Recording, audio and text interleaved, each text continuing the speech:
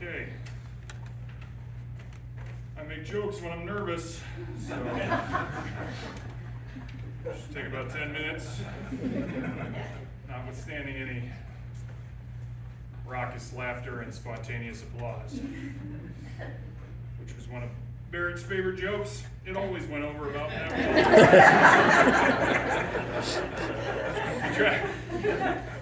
We always try to tell it, it's not that funny, Dad. Kept saying it. All right. Thank you all for coming.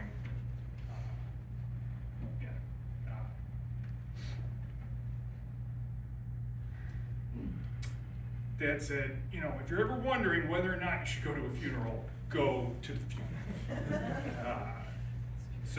And it's great advice. Great advice. He had a lot of that. When I picked out my jacket on Friday, my daughter Natalie said it looked like something Grandpa would wear.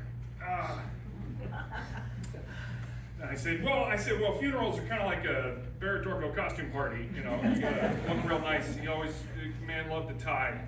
And so funerals are really the only times I ever get a tie on. So that's cool. He learned to tie a perfect Windsor knot from a man named Dick Maxwell. Okay. Whew. All right, so Dick Maxwell, when Dad was struggling financially and academically, he took a job at Ohio State caring for this man, a quadriplegic who lived and worked on campus. He was a conservative Marine veteran, and it was 1970. And Dad woke up every day at 5:30 to wash, shave, and dress him. He was a boss, not a patient. It was a 7-week-a-day job. He missed most holidays for 3 years. It was the only way he was going to be accepted to the College of Physical Therapy at Ohio State with his C average. And it resulted, though, in the origins of what would become his professional life's work, carefully moving and responding to the unconscious movements of limbs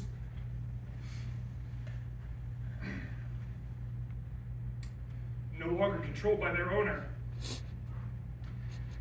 Whew, yeah, all right. So I always saw it as a testament to just how tough he was and willing to do what other people wouldn't so that he could get what he wanted. He saw it as a great lesson that he was getting, and one that he would share with patients and students who were ever willing to listen, because Barrett Dorco was a teacher.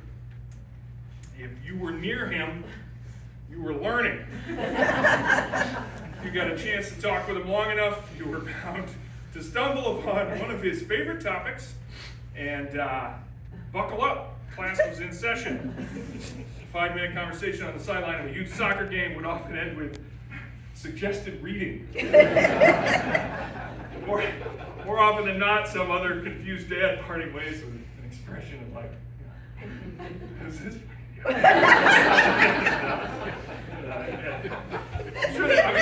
I know the question when they went back to their spouse and they were like, who was that? Oh, Alex's dad. We were talking about the Wizard of Oz. On and on. Anyway, and when I say favorite topics, I obviously mean TV poker, local sports, the Wizard of Oz, harmonicas, card tricks, astronomy, Larry McMurtry novels, con artists, wooden flutes, which was a weird couple of years,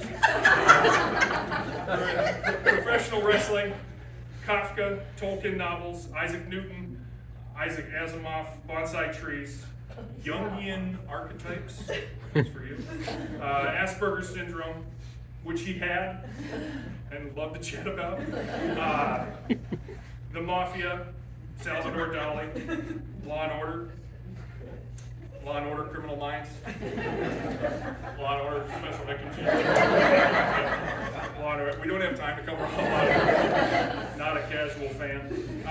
Ohio State football, the 1964 Browns, memes, fractal geometry, the butterfly effect, Taoism, Stoicism before it was trendy, and Buddhism after it was trendy, Tai Chi, and wizards. So I'm really just scratching the surface. He was a man of varied interests.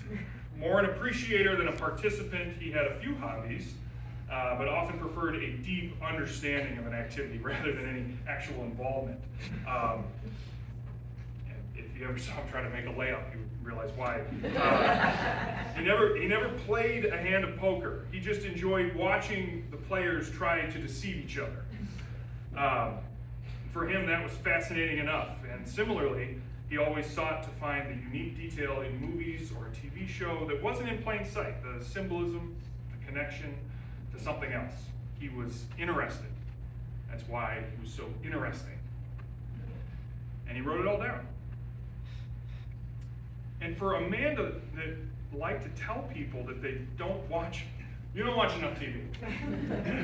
She's like, such a weird thing to say to somebody. He said it all the time. Like he read more than anyone I've ever met. Probably his favorite hobby, instilled in him by his similarly brilliant and curious mother. As a kid, I remember visiting the very modest home he grew up in with his 5 siblings. We tried to count all the books with Cousin Whit. And they covered every wall in every room. From birth, it was implied that you were here to learn all you possibly can, and with enough books and curiosity, you can do this all by yourself. It would be a few decades later that he learned the term autodidact, and it describes him perfectly. Autodidact just means self-taught, for those of you who didn't bring a thesaurus. And he wasn't just a neat guy. He was my hero, of course. Larger than life, strong in normal and weird ways. He juggled bowling balls, for God's sake. So, I mean, as a little kid, don't tell me your dad is cooler than my dad. My dad juggles bowling balls. And we got a picture from the Akron Beacon Journal like that, which, that's I'm sorry, kids. I tried. These bowling balls are in my garage, and it ain't happening. No. I didn't get his wrists. Anyway, but he was my first playmate, as most dads are, the good ones. A dad that played hard. I always feel like I'd be a better father if I could play as hard as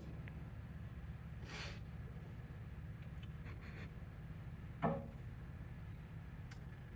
Sword fights, Sunday morning wrestling, pushes on the swing and sing James Taylor songs at the top of his lungs. He could really sing. Old ladies that sat in the pew in front of us at church would always turn around at the end of the service and tell him like, "Oh, I just love listening to you," and he'd be like, yeah, cool, Dad. And he'd throw me fly patterns in our yard for hours with the football. When I got to college, I realized I was actually running a post. He had no idea what a fly pattern. He just called it that. He learned to golf in his 40s because I wanted to golf, and we golfed all the time together. And we were both completely terrible, awful, terrible. He was much worse than me. He taught me to juggle, and we'd pass clubs in the front yard, like the 2 coolest dudes in the neighborhood.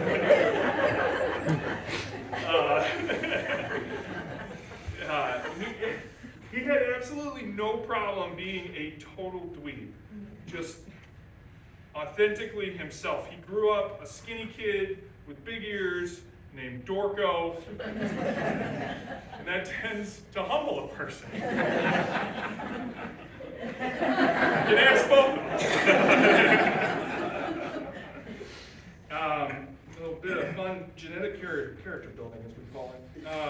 He didn't care what others thought, unless those others were in his family, who he sought to make proud every day. He didn't always have a lot to give, but he gave us everything he had. For many years, I watched him give that everything to help his own aging relatives, beginning with his mother's Alzheimer's. He'd drive up to Cleveland whenever his father called, eventually moving her out of that home full of books and staying close as the disease claimed the memories of him. He then served as the primary caregiver to his father, then his beloved Aunt Alice, and then his brother Kevin. Though the youngest of 6, Dad was the closest to home as his family aged, and he showed his selflessness and sacrifice.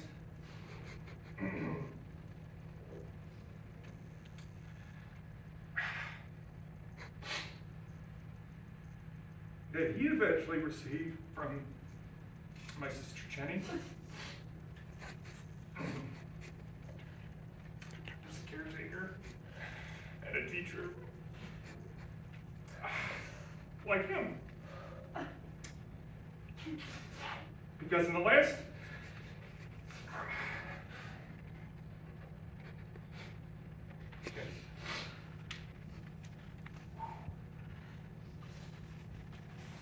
run out of jokes. Get this thing back on track here. All right, so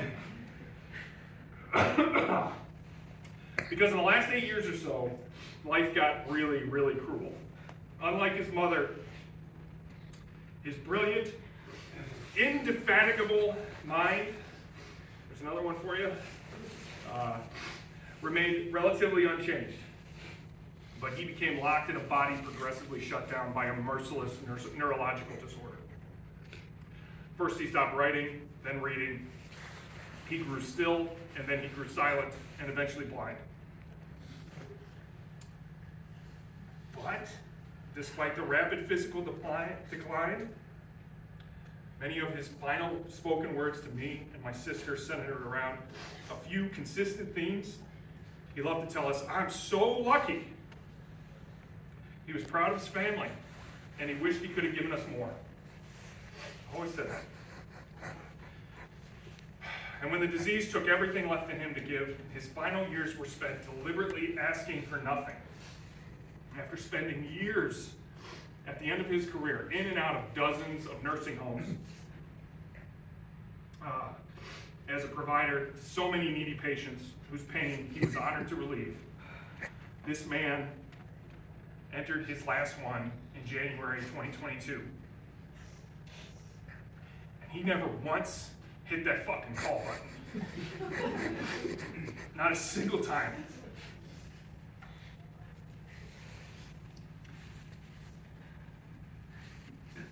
He didn't need anything. That's what he would have said. Right?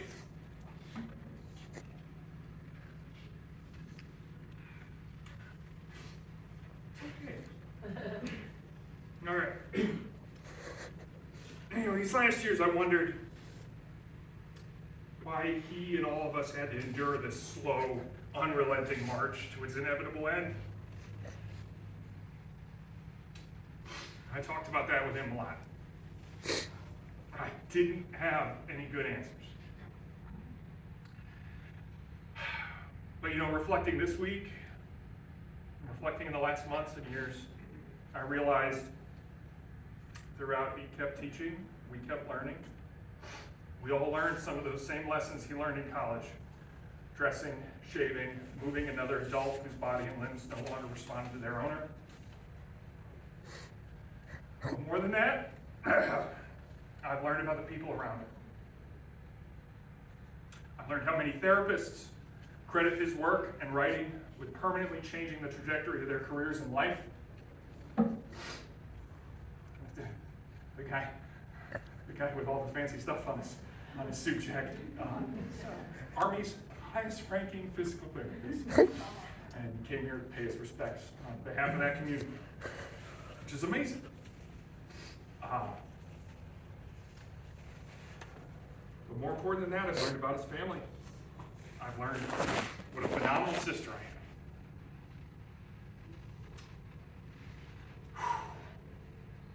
What an incredible brother-in-law. She brought into my life. Barrett won the son-in-law lottery.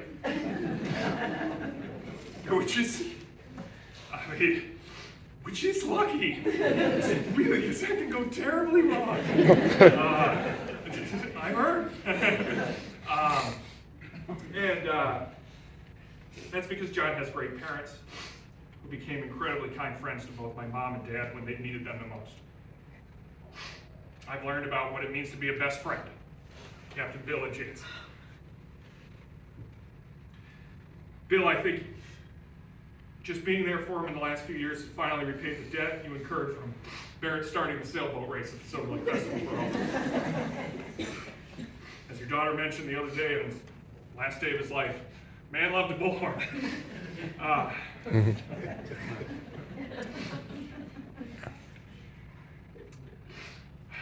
learned what it feels to have a wonderful partner, spouse, who holds you when you're sad.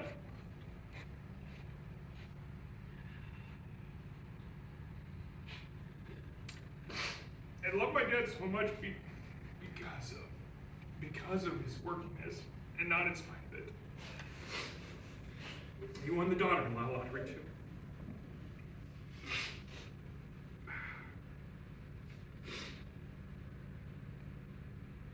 I learned how much his sisters loved him and worried about him from far away.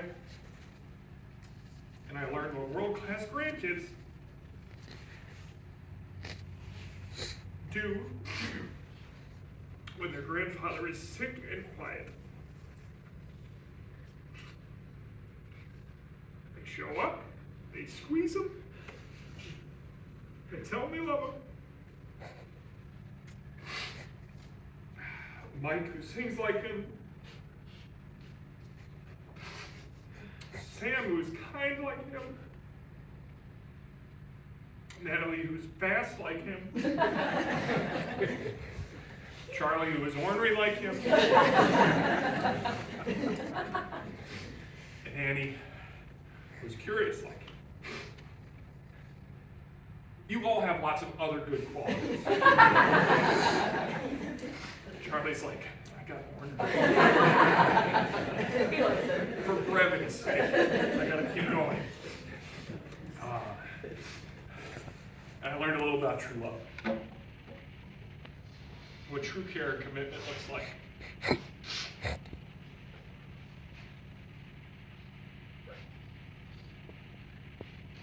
It's a 5'2" retired nurse marching into the nursing home like clockwork to dress him, lift him into a wheelchair, comb his hair, make him coffee, prepare his snacks, read to him, and maybe watch a little Seinfeld every single day. And I got to watch her make friends with every other resident, aide, nurse, receptionist, and janitor she encountered while visiting. And even though he had nothing left to give, he could still give love, and he could still worry about your mom. 47 years. They met in a nursing home as employees. No one will miss him more than you. No one showed him more love than you. And no one was more loved by him. Ooh. Now, if you haven't cried yet, or you feel like crying more at home, I encourage you to check out his father's voice, an essay he wrote, and available on simplecontact.net, which houses much of his writing. It's Barrett Dorco's funeral, so of course it comes with suggested reading. In this, you can read his own folksy explanation of how our loved ones' memories live on in the voices and the lives of those they love themselves. It's not so much in recordings, or photos, or even well-written essays. It's the voices of the kids and grandkids and loved ones. And so many of us in this room and elsewhere in the world, and that's where it will continue to live. We will live there, and of course, in a generous donation made in his honor to the human.